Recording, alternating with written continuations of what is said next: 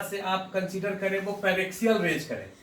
Paraxial का मतलब जो भी रिफ्रैक्टिंग सरफेस पर रे इंसिडेंट हो रहा है उसका एंगल बहुत कम हो, टेंडिंग टू जीरो।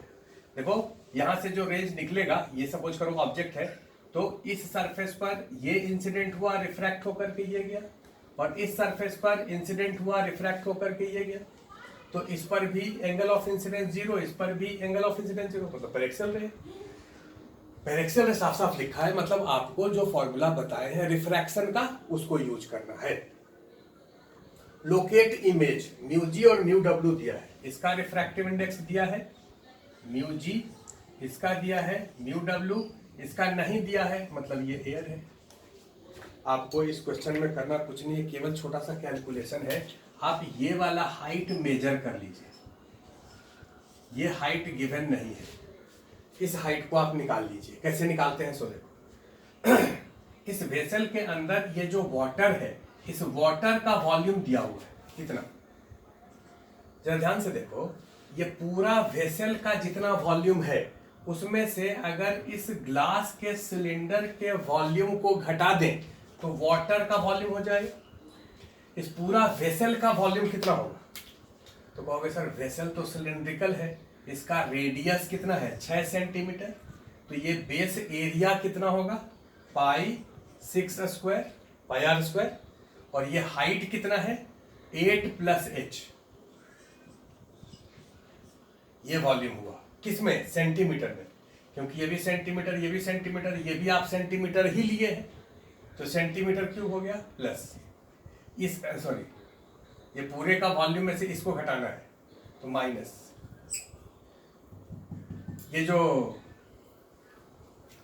आपको ग्लास का रॉड दिया है सिलेंडर, उसका वॉल्यूम कितना होगा, तो पाई रेडियस इसका 4 होगा, पाई आर स्क्वायर इंटू हाइट 8 होगा इंटू 8। अब यहां से हम लोग एच कैलकुलेट कर लेते हैं, ये वाला हाइट। अब आप देखो ये एक ऑब्जेक्ट है, इस ऑब्जेक्ट से जो रे निकल के आ रहा है यहां से यहां तक ये ग्लास स्लैब है, और यहां से यहां तक वाटर स्लैब है, और ऑब्जर्वर किस में रखा है, एयर में। तो ये ऑब्जर्वर जब इस ऑब्जेक्ट को देखेगा तो उसका इमेज कहां बनेगा, सपोज करो अगर इमेज यहां बनता है तो ये डिस्टेंस, ये जो फाइनल रिफ्रैक्टिंग सरफेस है जिसके बाद रे ऑब्जर्वर के पास आता है, इस डिस्टेंस को एपरेंट डेप्थ कहते हैं। ये एपरेंट डेप्थ कितना होगा ये आप निकाल सकते हैं। दिस एपरेंट डेप्थ कितना होगा, एपरेंट डेप्थ, तो इससे एपरेंट डेप्थ प्लस इससे एपरेंट डेप्थ, ऐसा क्वेश्चन आप किए हैं। इससे एपरेंट डेप्थ कितना हो गया 8 by real depth by mu G, plus इससे apparent depth h by mu W. h यहां से कैलकुलेट करके इसमें रख दीजिए, देखिए कैलकुलेशन कितना आंसर आ रहा है। तो बहुत सारे लोग इसको कैलकुलेशन नहीं समझ आ रहा है, देखो कैलकुलेशन करके दिखा रहे।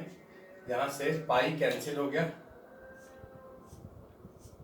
ये हो गया 800, यहां लिखे 66 गुना 8, यहां लिखे प्लस 36h माइनस 4 चौका 16 गुना 8, अब 36 और 16, 8 और 8 को कॉमन ले लिए, 36 माइनस 16 20 प्लस 36h 800, इसको इधर ले आए 160, तो 640, h का वैल्यू 160/9, 8 म्यू जी है 3/2 प्लस 160/9 ये है 4/3। अब इसका कैलकुलेशन आप करिए, ये कैलकुलेशन जो आएगा वो यहां से डेप्थ आएगा, तो ये तो आंसर हो गया। बाकी अगर आंसर आपको मैच करना है तो मैच करने के लिए आप जो है उसमें आंसर दिया है कि बॉटम से कितना हाइट पर होगा, तो बॉटम से हाइट कितना होगा, height from bottom,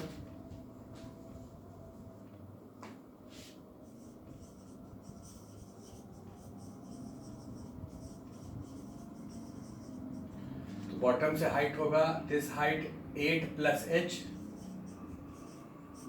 minus this height, ये वाला हाइट एपरेंट डेप्थ, इसका वैल्यू कैलकुलेट करिए 7.1 सेंटीमीटर आएगा। तो ये CPP 13 कंप्लीट हो गया। तो हम लोग CPP 14 पर आते हैं। क्वेश्चन है consider the situation in figure, the bottom of pot is reflecting plane mirror. ये डायग्राम दिया है, ये एक पॉट है, इसका बॉटम जो है ये प्लेन मिरर है। S इज स्मॉल फिश, ये फिश है, एंड T इज ह्यूमन आई, ये ह्यूमन आई है। Refractive index of water is mu, इसका रिफ्रैक्टिव इंडेक्स म्यू दिया हुआ है। At what distances from itself will fish see image of eye? ये फिश जब इस आई को देखेगा तो वो कहां दिखेगा? ये फिश जब इस आई को देखेगा तो कहां दिखेगा? ये पहला पार्ट है। और दूसरा है at what distances from itself will eye see image of fish? ये आई जब इस फिश को देखेगा तो उसका इमेज कहां दिखेगा? तो आइए जरा क्वेश्चन सॉल्व करते हैं। यहां पर हम 4 डायग्राम दिखाए हैं, पहले इस डायग्राम को समझिए। ये जो फिश है ये फिश ऑब्जर्वर है और ये आई ऑब्जेक्ट है, क्योंकि फिश जब आई को देख रहा है तो देखने वाला ऑब्जर्वर होता है और जो दिखता है वो ऑब्जेक्ट होता है। तो ये ऑब्जेक्ट है और ये ऑब्जर्वर है। आप ध्यान से देखो कि अगर कोई ऑब्जर्वर यहाँ पर है, ये ऑब्जर्वर है और ये एक ऑब्जेक्ट है, इसको आप ऑब्जेक्ट मान लीजिए। ये इतना बड़ा न दिखा करके हम एक छोटा सा पॉइंट दिखाते हैं, ये एक ऑब्जेक्ट है।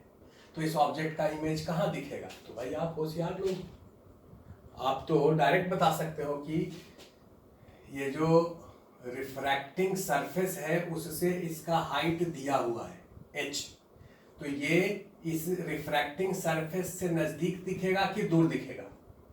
बोलो, दूर दिखेगा, क्योंकि डेंसर मीडियम में ऑब्जर्वर है। तो ये ऑब्जेक्ट जो है वो यहां दिखेगा। अब ये जो इसका इमेज है T डैश, इसका पोजीशन क्या होगा?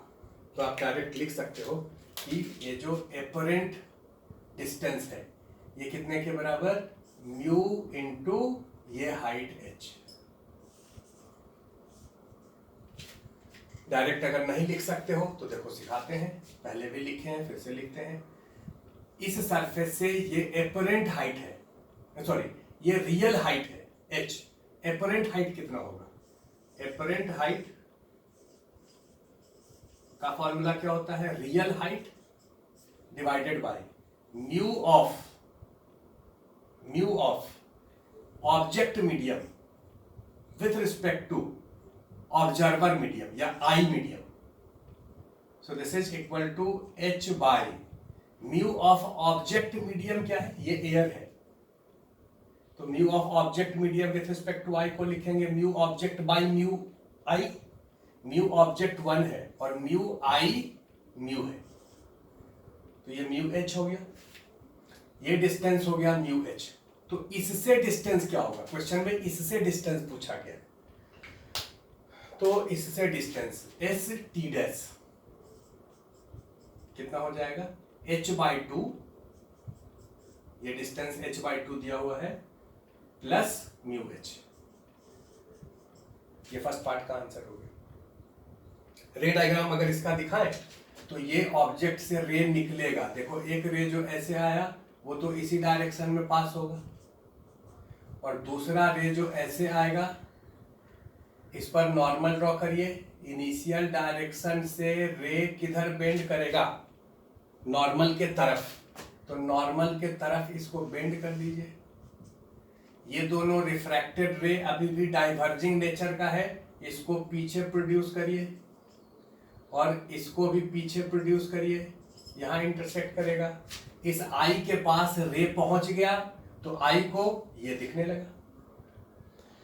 अब दूसरा केस देखो, ये जो फिश है इस फिश को इसका एक और इमेज दिखेगा। कैसे? आप इमेजिन करिए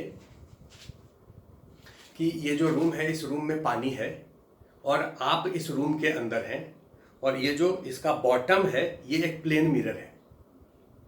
बॉटम क्या है? प्लेन मिरर है।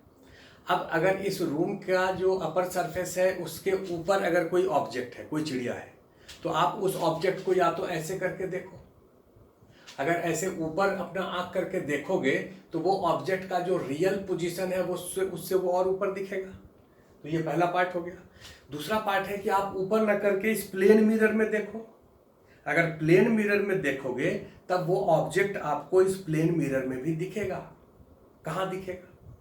जैसे महाभारत में अर्जुन जब द्रौपदी को स्वयंवर में जीता था तो उस समय का वाक्य जरा याद करिए। उस समय उसको कंडीशन क्या दिया गया था कि मछली जो है वो नीचे पानी में ऐसे घूम रहा है, उसको देख करके और आई में मारना है। तो मछली जो था वो ऊपर था, ऊपर घूम रहा था, तो उसका इमेज नीचे घूमेगा। वो इमेज जो घूम रहा है उसको देख करके मछली को मारना था। तो उस वाला का जो इमेज है वो तो इस पानी में दिखेगा ना, नीचे नीचे रिफ्लेक्टिंग सरफेस है तो उसमें दिखेगा। तो ये जो ऑब्जर्वर है, ये ऑब्जर्वर है और ये ऑब्जेक्ट है। ये ऑब्जर्वर अब ऊपर नहीं, यहां पर देखो हम ऊपर दिखाए थे, ये ऑब्जर्वर को ऐसे दिखाए थे। ये ऑब्जर्वर का मतलब आई और इसका आई ऐसे था, ऐसे का मतलब ये ऊपर देख रहा है। ये जो फिश है इस फिश को हम ऑब्जर्वर करें और ये फिश को ऐसे दिखा रहे, मतलब इसका आई जो है वो ऐसे देख रहा है नीचे इस प्लेन मिरर, और ये वाला ऑब्जेक्ट है, इसको ऑब्जेक्ट कर देते हैं। तो इसका इमेज कहाँ दिखेगा? तो ठीक है, इसका कैलकुलेशन कर लो। ये जो ऑब्जेक्ट है इस ऑब्जेक्ट से रे निकल करके इसके पास पहुंचना चाहिए। ये वाला रे ऐसे आया, ये वाला रे ऐसे आया, ये रिफ्रैक्ट होकर के ऐसे ही गया और ये रिफ्रैक्ट होकर के नॉर्मल के तरफ बेंड करेगा ऐसे। इसको पीछे प्रोड्यूस करेंगे, इसको भी पीछे प्रोड्यूस करेंगे। तो ये पहला इमेज बन गया टी डैश, और इससे इसका हाइट कितना हो गया? Mu H. ये तो आप कैलकुलेट कर चुके हैं। अब देखिए क्या इस आई को ये वाला रे दिखेगा? अगर आप ऐसे खड़े हैं और पीछे से रे आए तो क्या आपको दिखेगा? आपको रे आगे से आना चाहिए तब दिखेगा। ये जो आई है वो तो नीचे है और रे ऊपर से आ रहा है तो उसको अभी वो नहीं दिखेगा, ये रे इसको नहीं दिखेगा। अब देखो ये वाला रे जो है जब नीचे जाएगा यहां पर, ये वाला रे ऐसे, तो इस सरफेस से रिफ्लेक्शन होगा। ये सरफेस प्लेन मिरर है, इस प्लेन मिरर से रिफ्लेक्शन करिए। ये वाला जो रे है वो ऐसे रिफ्लेक्ट करेगा उसी डायरेक्शन में, और ये वाला रे ऐसे रिफ्लेक्ट करेगा according to law of reflection. यहां पर नॉर्मल ड्रॉ करेंगे, ये लाइन नॉर्मल होगा, angle of incidence angle of reflection बराबर होगा, ये रिफ्लेक्ट करेगा। ये जो इंसिडेंट रे है वो कहां से आता हुआ मालूम पड़ रहा है? यहां से। इस प्लेन मिरर के लिए ये दोनों इंसिडेंट रे है और ये इंसिडेंट रे यहां से आ रहा है, मतलब इसके लिए ये ऑब्जेक्ट है। ऑब्जेक्ट डिस्टेंस कितना हो गया? यहां से यहां तक। तो यहां से यहां तक ऑब्जेक्ट डिस्टेंस कितना है? यहां से यहां तक h है और ये डिस्टेंस म्यू h है, तो total h plus mu h।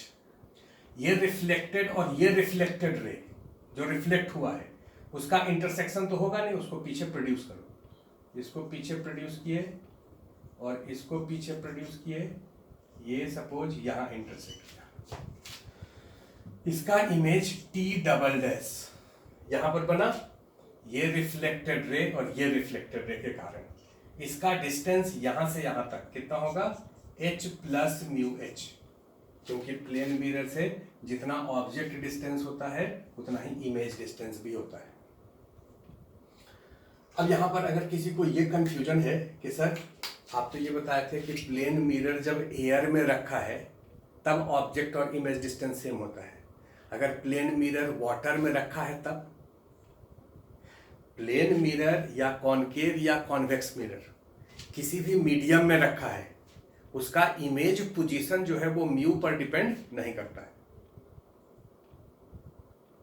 Point to be noted. इस बात को हम लास्ट में फिर से एक बार डिस्कस करेंगे। तो प्लेन मिरर जो है उसका डिस्टेंस जितना ऑब्जेक्ट को होगा इमेज का उतना ही डिस्टेंस होगा।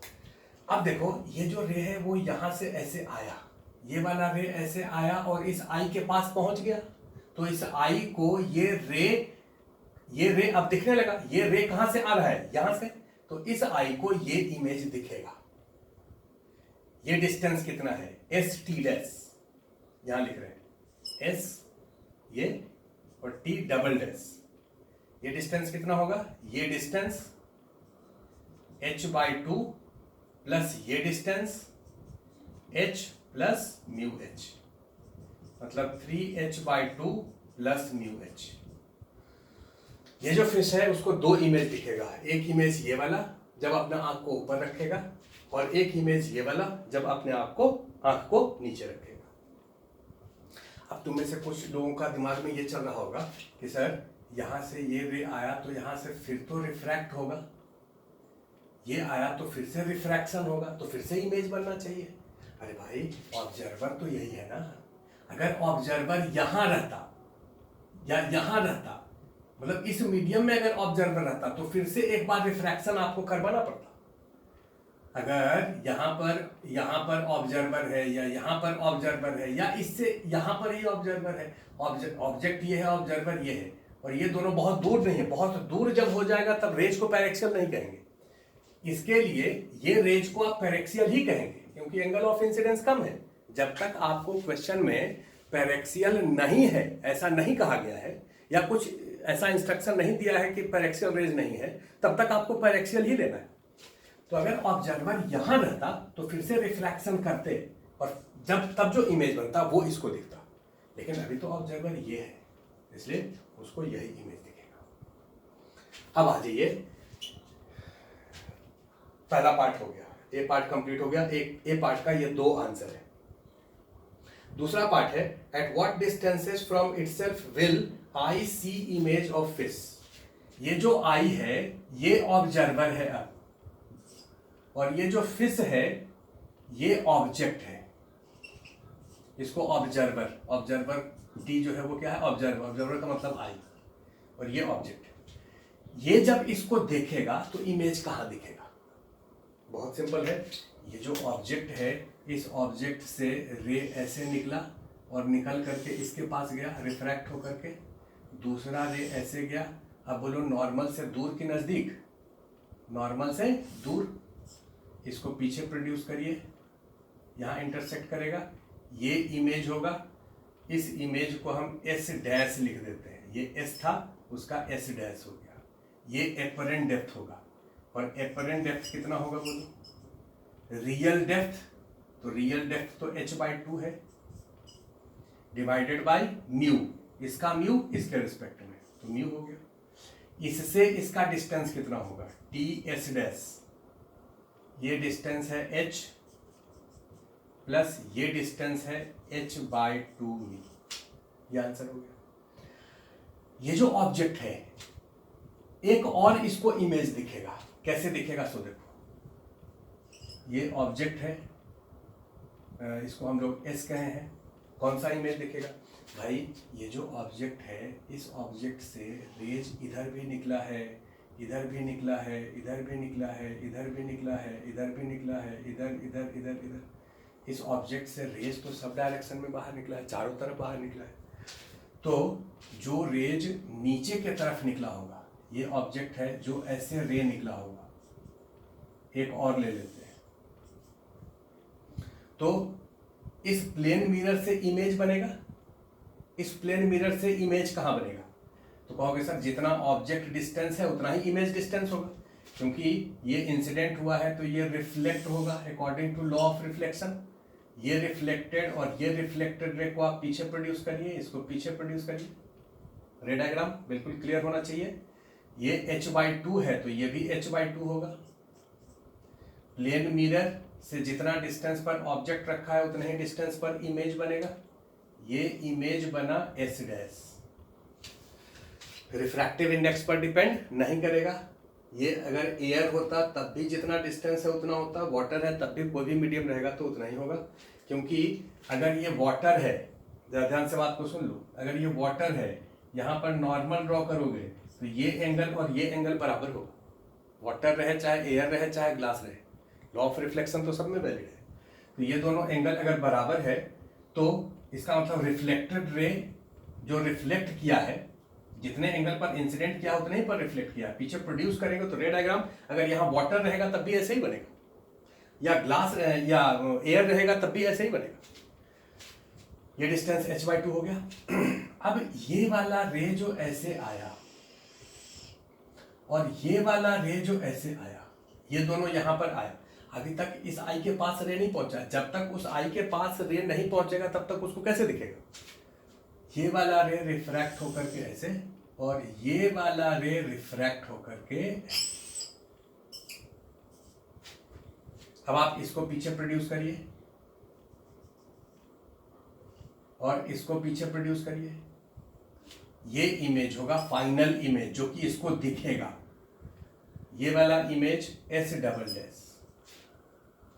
अब यहां से इसका डिस्टेंस क्या होगा ये आपको निकालना है।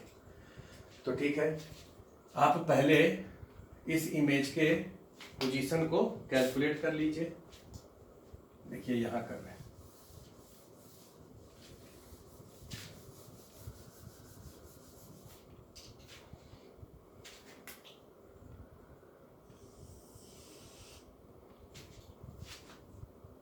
इस वाले सरफेस के लिए ये ऑब्जेक्ट है क्योंकि रेज ऐसे इंसिडेंट हुआ है। इस वाले सरफेस के लिए ये ऑब्जेक्ट है, ये प्लेन सरफेस है, ऑब्जर्वर इधर है, तो ऑब्जर्वर इस मीडियम में है और ये ऑब्जेक्ट किस में है? ये ऑब्जेक्ट एयर में नहीं है। बात पहले भी बताए हैं, याद करिए। ये वाला जो रेज है वो इंसिडेंट हुआ है किस में? इस सरफेस पर इंसिडेंट हुआ है। किस मीडियम में? वाटर में।